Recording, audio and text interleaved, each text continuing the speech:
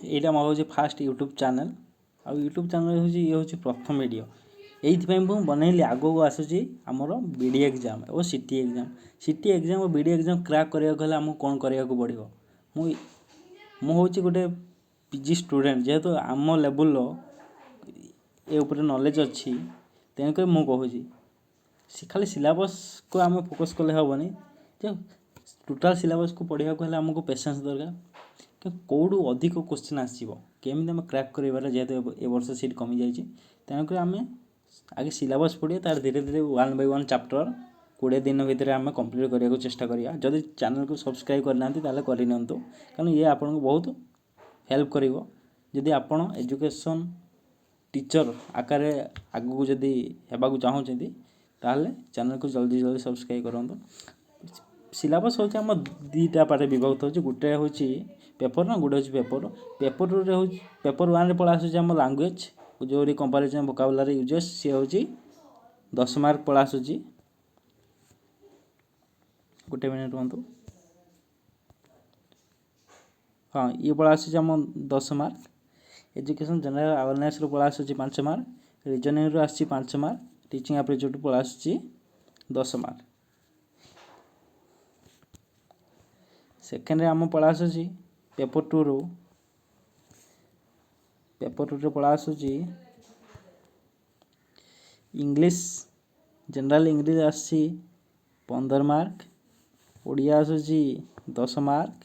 History ଆସୁଛି and political ଆସୁଛି 20 mark. Geography ପଳେଇ ଆସୁଛି 15 ମାର୍କ। ଇଏ ଗଲା ଆମ ପେପର୍ 2।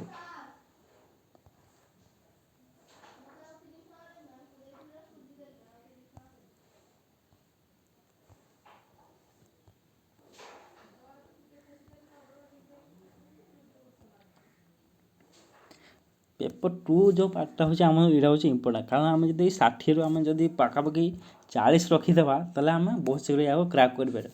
ସେ 40 ପରେ ଆସିବ କେଉଁଠୁ? ଯଦି ଆସିବ କେଉଁଠୁ ଅଧିକ କୋଶ୍ଚିନ୍ ପଡ଼ିବ, ଆମେ ସେ ବିଷୟରେ ଆଜି ଆଲୋଚନା କରିବା।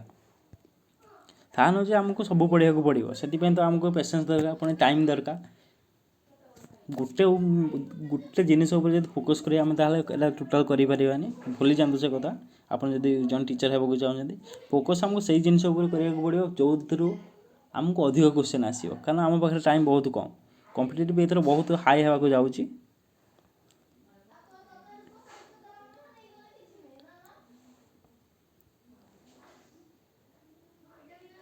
ସେକ୍ସନ୍ ଏ, ଆମ ସେକ୍ସନ୍ ଏରୁ ଯେଉଁ ଆମ ହେଉଛି 60 ମାର୍କ, ସେଟା କେଉଁଠୁ ଆସିବ? କମ୍ପାରିଜନ୍ ଅନସିନ୍ ଟେକ୍ସଟ ପଳେଇ ଆସିବ। ସବୁଠୁ ଗୋଟେ ଇଏ 5 ମାର୍କ ଆସିଯାଉଛି। ଆମ ଗୋଟେ ମିନିଟ୍ ରୁହନ୍ତୁ ଟିକେ। ୱାର୍ଡ଼ ଫର୍ମେସନ୍, ଡେରିଭେସନ୍, ସିନୋନିମ୍, ଆଣ୍ଟୋନିମ୍, ଇଏ ହେଉଛି ଗୋଟେ ମାର୍କ ପଳେଇ ଆସିବ। ସ୍ପେଲିଂ ଆଣ୍ଡ ଫଙ୍କସନ୍, ଇଏ ହେଉଛି ଗୋଟେ ମାର୍କ ଆସିବ। Grammar, part of speech, time, tense, change of voice, direct indirect, part of speech and transformation of sentence, ଇଏ ଗୋଟେ ମାର୍କ ଆସିବ। ଟୋଟାଲ୍ ଇଏ ଆସିବ 5 ମାର୍କ, ଇଏ ଆସିବ 5 ମାର୍କ। ସେକେଣ୍ଡରେ ଆମ ପଳେଇ ଆସୁଛି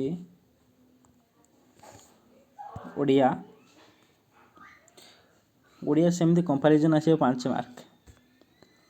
ଓଡ଼ିଆ ଧ୍ୱନି, vocabulary, word formation and sentence spelling and function, ଇଏ ପଳେଇ ଆସିବ। ଇଏ ଆଉ ଗ୍ରାମାର, କାରକ, ବିଭକ୍ତି, ସମାସ ହେଇକି ଆସିବ କେତେ? 5 ମାର୍କ।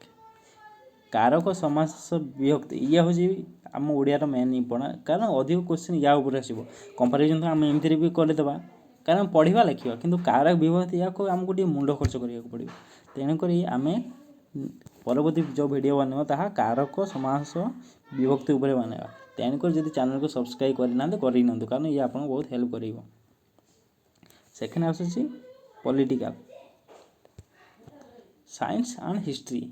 ହିଷ୍ଟ୍ରିଟା ଟେନସନ୍ ନିଅନ୍ତୁ ନା, ମୁଁ ଆପଣଙ୍କୁ କ୍ଲିୟର କରାଇଦେବି, କାରଣ ମୁଁ ହିଷ୍ଟ୍ରିରେ 2 ବର୍ଷ ହେବ ପିଜି କରିଛି ଉତ୍କଳ ବାଣୀବିହାରରେ। ତେଣୁକରି ଏଇଟା ଟୋଟାଲ୍ ଚିନ୍ତା କରନ୍ତୁନି। ଯଦି ଚ୍ୟାନେଲ୍କୁ ଆମ ଚ୍ୟାନେଲ୍ ସହ ଯୋଡ଼ିବାକୁ ଚାହୁଁଛନ୍ତି, ଆଉ ଥରେ କହୁଛି ସବସ୍କ୍ରାଇବ୍ କରିଦିଅନ୍ତୁ।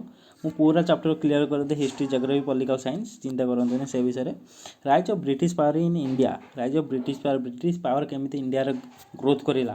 1857 ହଉ କିମ୍ବା 1757 ପଲାସି କିମ୍ବା ବକ୍ସର କିମ୍ବା ସେ ପାଇକ ବିଦ୍ରୋହ ଯାହା ହଉ, ତା ପରଠୁ ଯେଉଁ ମଡ଼ର୍ଣ୍ଣ ଆମ ଷ୍ଟାର୍ଟ ହେଇଗଲା, ଇଂରେଜମାନେ ଆସିଲେ 1600, ସେଇ ତା ପରଠୁ ଯାହା ଯାହା ଘଟିଛି ତା ଭିତରେ ଆମକୁ ଟିକେ ନଲେଜ ଦେବାକୁ ପଡ଼ିବ। ସେକେଣ୍ଡ ହେଉଛି social religious movement in 19th century. Social religious movement କହିଲେ ଯେଉଁ ରାଜା ରାମମୋହନ ରାୟ ହେଉ କିମ୍ବା ଦୟାନନ୍ଦ ସରସ୍ୱତୀ କିମ୍ବା ଆମ ସ୍ୱାମୀ ବିବେକାନନ୍ଦ, ତାଙ୍କ ଉପରେ ବି କ୍ୱେଶ୍ଚନ୍ ଆସିବ। ଏଇଟା ନିହାତି ଆସିବ, ପ୍ରତିବର୍ଷ ଆସି ଏ ବର୍ଷ Indian struggle for freedom. Mahatma Gandhi ଆସିଲା ପରେ ଯେଉଁ ଷ୍ଟ୍ରଗଲ୍ ଷ୍ଟାର୍ଟ ହେଲା ଇଣ୍ଡିଆ, ସେଇ ଆଇନ ମାନ ବଙ୍ଗଭଙ୍ଗ ସେ ଯେତେ ଘଟିଥିଲା, ସ୍ୱଦେଶୀ ଚରମଦି ନରମଦି ଯାହା ହେଉଛି ୱାର୍ଲଡ ରାଉଣ୍ଡ ଟେବୁଲ୍ ବୈଠକ ଯାହା ସବୁଥିରୁ ଗୋଟେ ଗୋଟେ କ୍ୱେଶ୍ଚନ୍ ଆସିବ ହିଁ ଆସିବ। ଏଇଟା ପ୍ରତିବର୍ଷ ଆସିଛି 100% ଯେ ବଙ୍ଗଭଙ୍ଗ କେବେ ହେଇଥିଲା, 1905ରେ ହେଇଥିଲା, ଏମିତି କ୍ୱେଶ୍ଚନ୍ ଆସିବ। ବେଶୀ ଆମକୁ ଭିତରକୁ ଯିବାକୁ ପଡ଼ିବନି, ଆମେ ଉପରେ ହିଁ ଆମ କ୍ୱେଶ୍ଚନ୍ ଗୁଡ଼ା ଆସିଯିବ। ମୁଁ ଆପଣ କ୍ଲିୟର କରିଦେବି, ଚିନ୍ତା କରନ୍ତୁନି। ଇଣ୍ଡିଆନ୍ ଷ୍ଟ୍ରଗଲ୍ ଫର୍ ଫ୍ରିଡ଼ମ୍ ଏଇଟା ତ ଆମକୁ ଦେଖିଦେଲେ। ସେକେଣ୍ଡ ହେଉଛି France revolution, first world second world. 14ରୁ 18 ହେଇଥିଲା ଫାର୍ଷ୍ଟ ୱାର୍ଲଡ, 39ରୁ 45 ହେଇଥିଲା ସେକେଣ୍ଡ ୱାର୍ଲଡ, ଫ୍ରାନ୍ସ ରିଭଲ୍ୟୁସନ୍ 1789। ଏଇ ତିନିଟା ଯାକ ଇଏରୁ ଆମ କ୍ୱେଶ୍ଚନ୍ ଆସିବ। ତେଣୁକରି ଆମକୁ ୟା ଉପରେ ହିଁ ଫୋକସ୍ କରିବାକୁ ପଡ଼ିବ। Silent feature of Indian constitution of fundamental rights. ଇଏ ହେଉଛି ମୋଷ୍ଟ ଇମ୍ପୋର୍ଟାଣ୍ଟ ପାର୍ଟ ଅଫ୍ ଆମ ପଲିଟିକାଲ ସାଇନ୍ସର। କେଉଁ ସମ୍ବିଧାନରୁ କ'ଣଟା ଆଣାଯାଇଛି? ଆମ ସମ୍ବିଧାନ ଆମର ହେଉଛି ଲିଖିତ ସମ୍ବିଧାନ। କେଉଁ ସମ୍ବିଧାନ କ'ଣଟା ଆସିଛି? ଯେମିତି ଫଣ୍ଡାମେଣ୍ଟାଲ ରାଇଟ୍ସ ହେଲା ଆମେରିକାରୁ ଆସିଛି କିମ୍ବା ଆପଣଙ୍କ ହେଲା ଡ୍ୟୁଟିଜ୍ ରୁଷିଆରୁ, ସେହିପରି କ'ଣ କେଉଁଟାରୁ କେଉଁ ଆସିଛି, ଏହା important. Function of legislative assembly, parliament, high court, supreme court, ଇଏ ହେଉଛି most important part of the ଇଏ। ତେଣୁକରି ଆପଣ history and political science part ପୁରା ମୁଁ କ୍ଲିୟର କରିଦେବି, ଚିନ୍ତା କରନ୍ତୁନି। ସେକେଣ୍ଡ ପଳା ଆସିଲା ଆମ ଲାଟିଚ୍ୟୁଡ୍ ଆଣ୍ଡ ଲଙ୍ଗିଚ୍ୟୁଡ୍। ଲାଟିଚ୍ୟୁଡ୍ ଆଣ୍ଡ ଲଙ୍ଗିଚ୍ୟୁଡ୍ ପୃଥିବୀର ଦ୍ରାଘିମା ଲଘିମା, ତା ବିଷୟରେ ଆପଣ ପଢ଼ିଥିବେ। ଲାଟିଚ୍ୟୁଡ୍ ହେଉଛି ଆମ ଇଏ ବେଶୀ ଆସେ କ୍ୱେଶ୍ଚନ୍ ଆଣ୍ଡାମାନ ଓ ନିକୋବର ମଝିରେ କେତେ ଡିଗ୍ରୀ ଚ୍ୟାନେଲ୍ ଯାଇଛି, କିମ୍ବା ଲାକ୍ଷାଦ୍ୱୀପ ମାନିକା ଭିତରେ କେତେ ଡିଗ୍ରୀ ଚ୍ୟାନେଲ୍ ଯାଇଛି, ଏମିତି ହିଁ କ୍ୱେଶ୍ଚନ୍ ଆସିବ। ତେଣୁକରି ଆମକୁ ୟା ଉପରେ ଟିକେ ଫୋକସ୍ ପଡ଼ିବାକୁ ଦେବ। Physical division of India physical division ମାନେ ଇଣ୍ଡିଆ କେମିତି ଅବସ୍ଥିତ, ତା'ର ସେପ୍ କ'ଣ, ଅଧିକାଂଶ ତ ଟାଇମ୍ ଆସେ ତା'ର ବାଉଣ୍ଡ୍ରିକୁ ନେଇକି ଆସେ। ନହେଲେ ଆସିବ ଟପିକ୍ ଅଫ୍ କ୍ୟାନ୍ସର, କେଉଁ ଷ୍ଟେଟ୍କୁ ଦେଇକି ଯାଇଛି। ଆଉ ନ୍ୟାଚୁରାଲ୍ ରିସୋର୍ସ ସେଣ୍ଟର ଆମର ଯେତେ ଅଛି ଇଣ୍ଡିଆର, ସେଗୁଡ଼ା ଆସିବ। ସୋସିଆଲ୍ ଆଣ୍ଡ ଇକୋନୋମିକ୍ ରିସର୍ଚ୍ଚ ଉପରେ ବି ଆସିବ। ଲାଷ୍ଟ ହେଲା conservation of forest and wildlife. Conservation of forest ଆମ ଯେଉଁଗୁଡ଼ା ହେଉଛି ଆମ ୱାଇଲ୍ଡ ଲାଇଫ୍ କନଜରଭେସନ୍, ଯେତେ ସବୁ ସଂରକ୍ଷଣ ରହିଛି, ଚିଡ଼ିଆଖାନା ଅଛି, ଆସାମର କାଜିରଙ୍ଗା ହେଉ କିମ୍ବା ଓଡ଼ିଶାର ଭିତରକନିକା, ଶିମିଳିପାଳ କିମ୍ବା ଯେତେ ସବୁ ଅଭୟାରଣ୍ୟ ଅଛି, ତା ଉପରେ ଆମେ ଫୁଲ୍ ଡିସ୍କସ୍ କରିବା। ସେକ୍ସନ୍ ବିଟା ହେଉଛି ଆମର physical science, bio science, mathematics and physical science. Atomic structure ଉପରେ ବି କିଛି କ୍ୱେଶ୍ଚନ୍ ଆସିବ। ସେମିତି କେମିକାଲ୍ ରିଆକ୍ସନ୍ ଆଣ୍ଡ ଇକ୍ୱେସନ୍ ଉପରୁ କିଛି କ୍ୱେଶ୍ଚନ୍ ଆସିବ।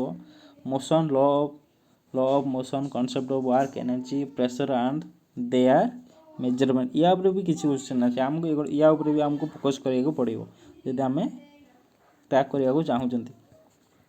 ଇଲେକ୍ଟ୍ରିସିଟି ଆଣ୍ଡ ମ୍ୟାଗ୍ନେଟ୍ସ, ଇଲେକ୍ଟ୍ରିସିଟି ଉପରେ ବି କିଛି କ୍ୱେଶ୍ଚନ୍ ଆସିବ। ଯାହା ଲାଗୁଛି ଆମକୁ ବେଶୀ କ୍ୱେଶ୍ଚନ୍ ଆସିବ ଲ ଅଫ୍ ମୋସନ୍ରୁ, କାରଣ ଗତ ଥର ବି ୟା ଉପରେ ବହୁତ ବଡ଼ କ୍ୱେଶ୍ଚନ୍ ଆସିଥିଲା।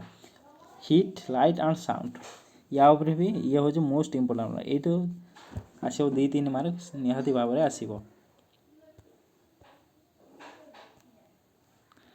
ସେହିପରି ଯେଉଁମାନେ ସାଇନ୍ସ ପିଲାଙ୍କ ପାଇଁ